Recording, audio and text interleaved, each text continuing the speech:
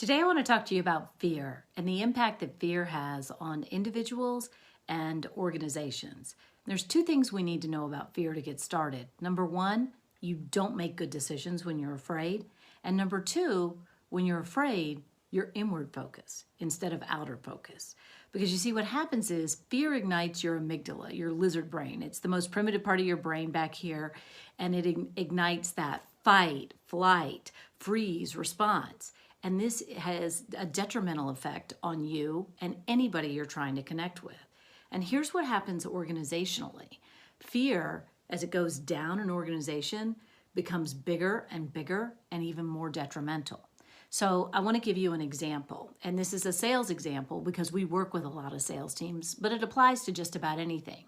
So at this moment in time, a lot of sales organizations are saying, we're not going to hit our number. Oh my gosh, what are we going to do? And when the leadership at the top doubles down and says, this is a panic, all hands on deck, we've got to hit the number, we're going to die if we don't hit the number.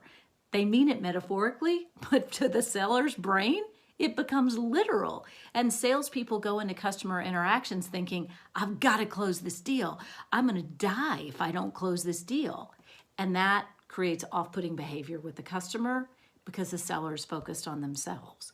So the job of leadership is to take fear off the table so that people can focus, because fear makes you frantic.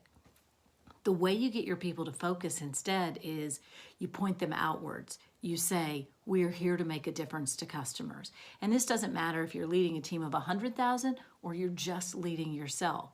The way that you quiet that fear monster is to point yourself outwards and say, I'm here to make a difference to my team, to my customers, to my family.